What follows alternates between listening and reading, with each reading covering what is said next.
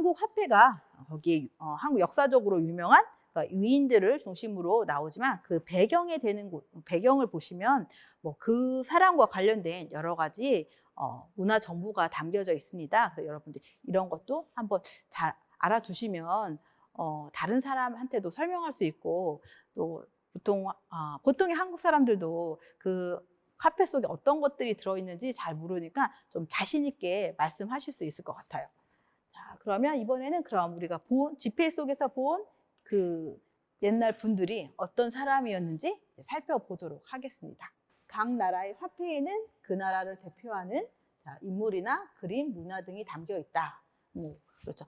다른 나라의 그런 지폐, 화폐 속에도 그 나라에서 가장 역사적으로 의미가 있는 그런 분들이 새겨져 있을 거예요. 한국도 마찬가지입니다. 역사적인 인물과 그 사람과 관련된 그림이나 여러 가지 물건, 문화 등이 새겨져 있는데요. 자, 한국에서 사용하는 지폐는 1,000원, 5,000원, 10,000원, 50,000원권, 50,000원짜리 4가지가 있습니다. 이 지폐 속에는 각각 한국을 대표하는 중요한 인물들이 나타나 있습니다. 먼저 1,000원부터 볼게요. 먼저 한국에서 가장 작은 단위 지폐인 1,000원권에는 태계 이황 선생이 있습니다.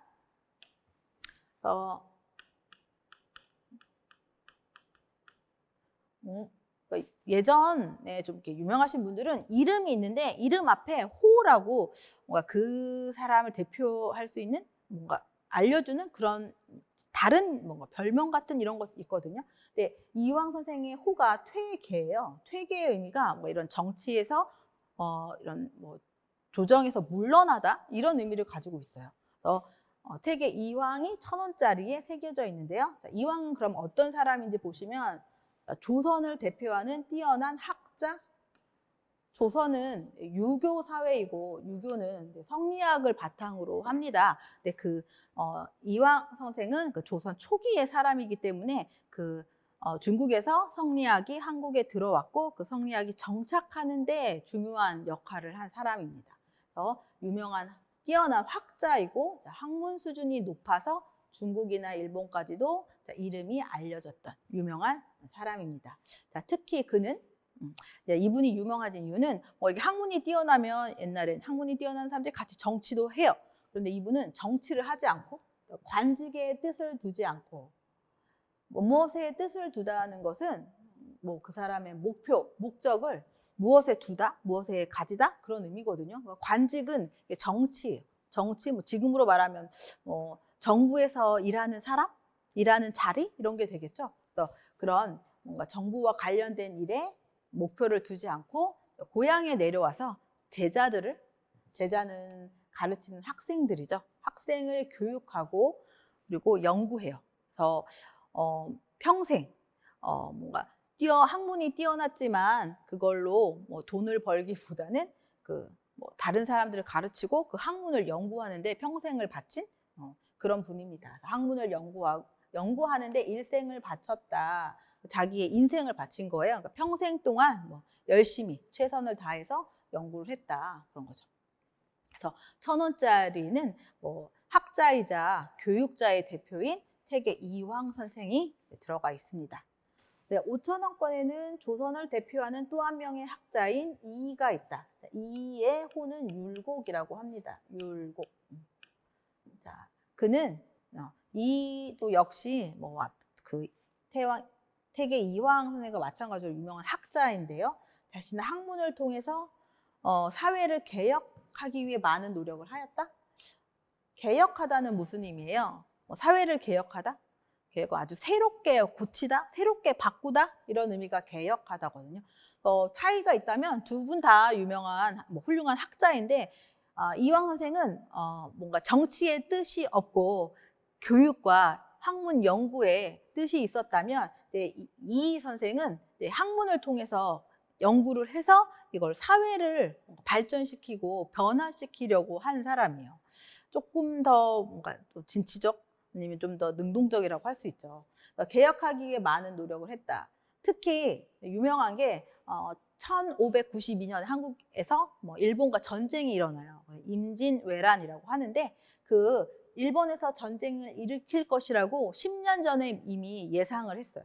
자, 일본에서 전쟁을 일으킬 것을 정확하게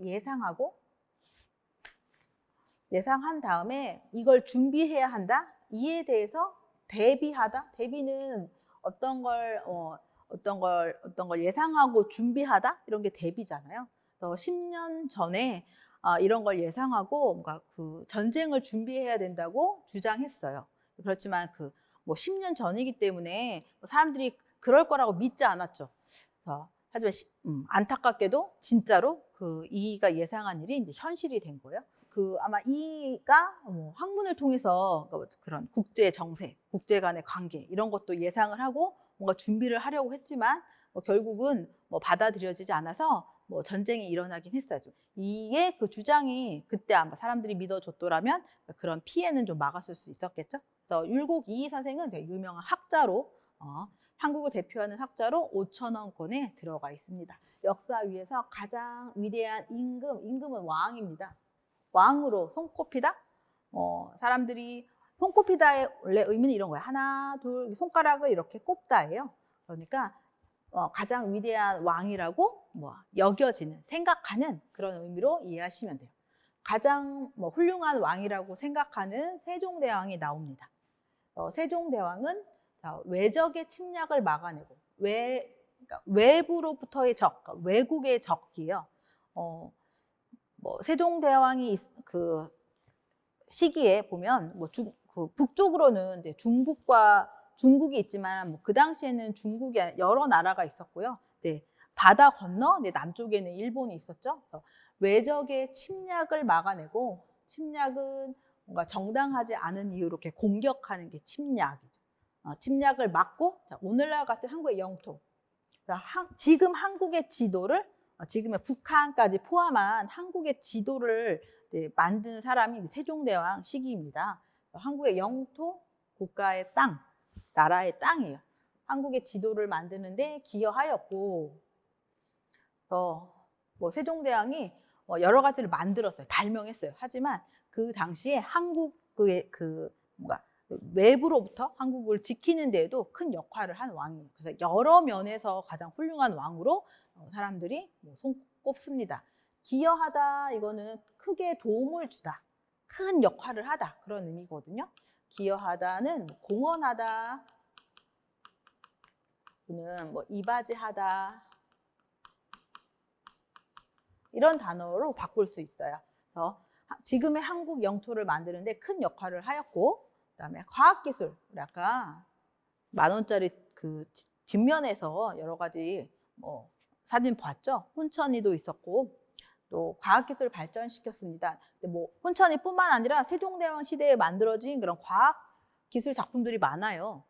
치국이라고 해서 그러니까 얼마나 비가 왔는지 강수량을 체크하는, 측량하는 그런 기구도 있고, 이때 시계를 만들었어요. 해시계 또는 물시계.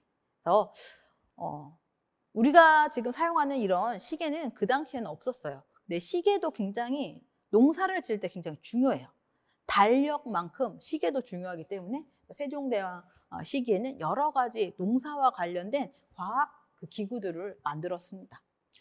그래서 과학기술을 발전시켜서 백성들이 농사를 더 잘 지을 수 있게 하였다. 어떻게 보면 굉장히 백성들을, 그러니까 백성은 이제 국민이잖아요. 일반 사람들, 국민들을 생각한 왕이에요. 특히 세종대왕은 한글도 만들었어요. 한글을 만든 이유도 그런 거예요. 세종대왕이 살았던 그 15세기에는 한자를 사용하고 있었기 때문에 모든 사람들이 글을 읽고 쓸 수 있는 게 아니었어요. 한자는 좀 어려운 언어예요.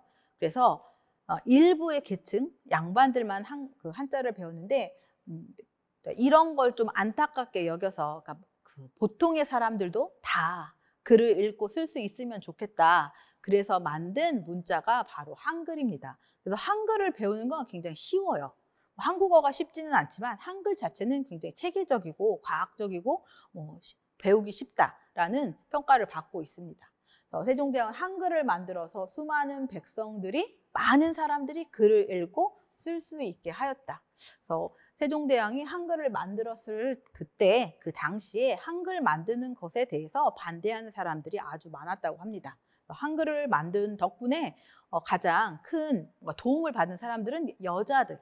여자들이 한글을 배워서 쉽게 배울 수 있고 그래서 한글을 사용하기 시작했어요. 그래서 한글로 책도 쓰고 뭐 편지도 쓰고 뭐 일기도 쓰고 그래서 그 한글을 만든 이후에 여성들이 쓴 이런 문학 작품들이 많이 생기게 되었고 뭐 예를 들면 또 여성들이 뭐 집에서 주로 그 일을 하기 때문에 뭐 요리에 관련된 기록이라든지 해서 많은 기록들이 남기게 되었어요. 그 다음에 5만 원권 보겠습니다.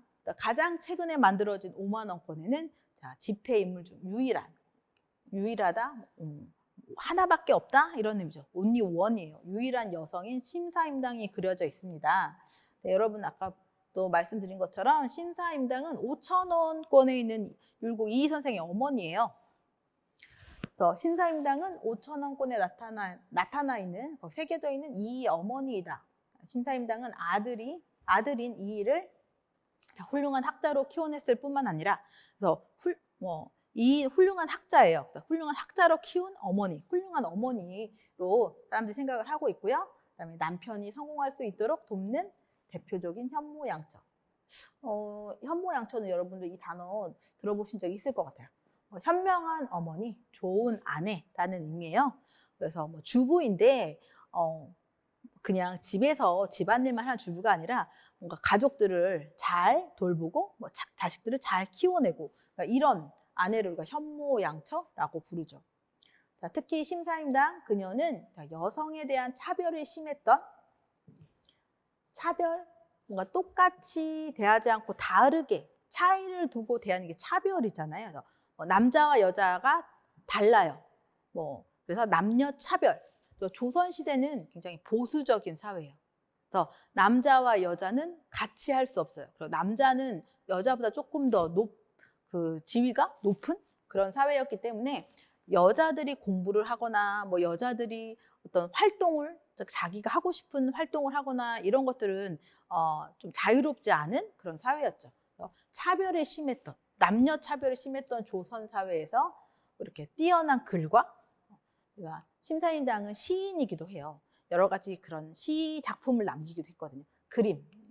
네, 그림이 더 유명한데 시인이면서 또 화가인 그런 사람이에요. 그래서 이런 그림 솜씨를 보여주는 등 조선을 대표하는 훌륭한 여성으로 기억되고 있다.